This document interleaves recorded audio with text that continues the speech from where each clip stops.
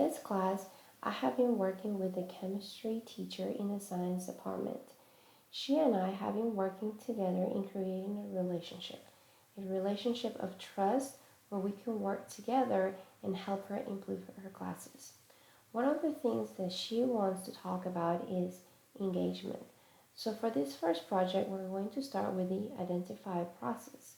You will see the current reality and how she and I work together to create measurable goals for her to improve her classes.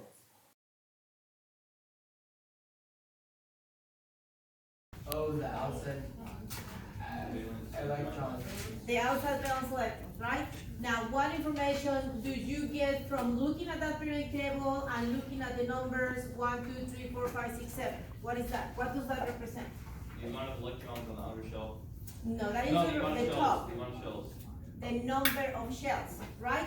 So that means that number 1 is going to be the layer or ring that is closer to the nucleus, and as we move down or we increase the number, that means that I'm having extra nucleus that are surrounding the nucleus based on who said that?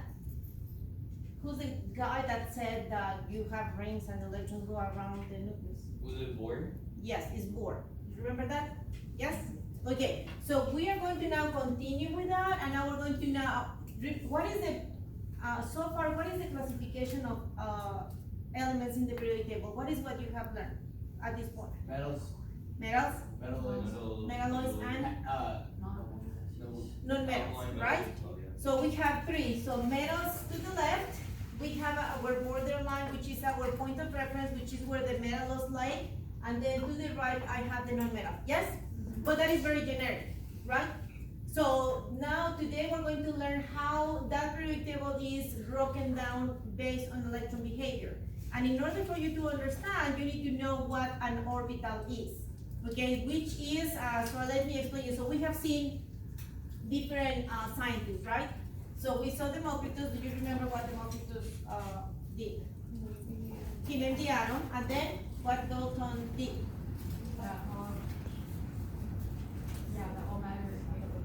Yes, but how do you call overall everything that he wrote? The atomic theory. And then J.J. Thomson, what did he discover? The electrons. What did Rutherford found? Remember Rutherford bombarded that foil paper and saw that some alpha particles will go straight, some others were deflected. And with that, what did he discover? The nucleus. So the nucleus was going to be my center part, and then Bohr came with the idea that the electrons are moving around, right? However, we're going to see why Bohr's model doesn't work with every single element. And then we're going to see today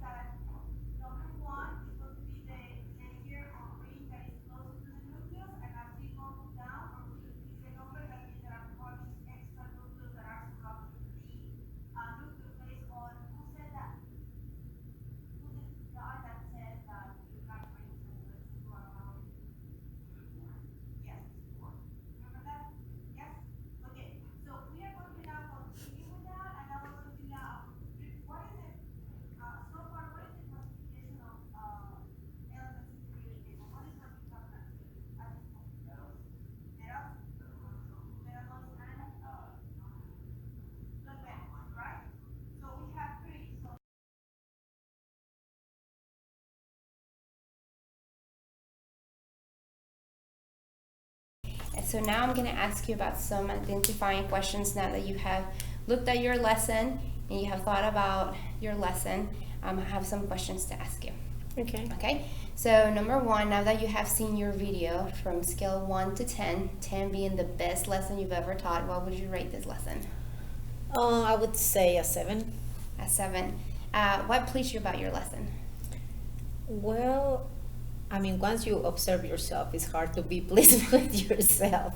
But I think that I like that the lecture had a pace and that the students were responsive in some ways, but not all of them were responsive as I would have liked. Okay, yeah, I think I noticed some of the engagement in your students. What would be some of the things that you would change to make this lesson a 10? Well, probably I could break it down in smaller pieces so I can have more feedback for individual students instead of being more student-centered as compared to teacher-centered. So if this lesson were to be a 10, what do you think your students will be doing differently? They will be more participative. Probably they will be giving more input to what their learning knowledge base was. So tell me just a little bit more about what would you like this lesson to look like so it can be a 10, a little more description.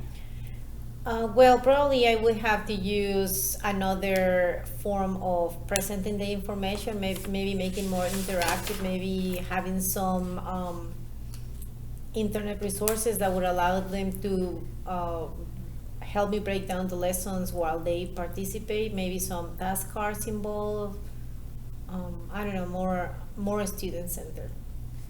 So if I'm understanding, you would like your kids to be more engaged, maybe in different types of activities Yeah, for your students to understand what you're trying to teach them and be more engaged. yes. So how could we measure that change? How do you think we can measure your change for your classes? Well, as you observe on the video, not everyone was participating, so I guess that it would have to be kind of reassessed in terms of having the student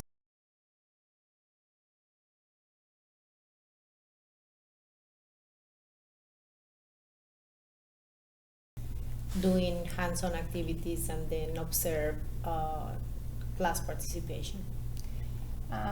Here at West Hall, we have done a lot about literacy. Do you think those literacy techniques that you have been learning in your PLCs will help you be a measurable SMART goal that you could use to make this lesson a 10?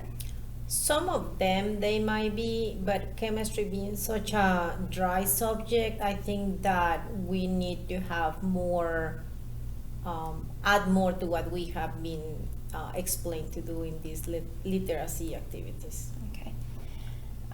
So we talked a little bit about engagement and have more hands-on activities for your students to make this a 10 lesson.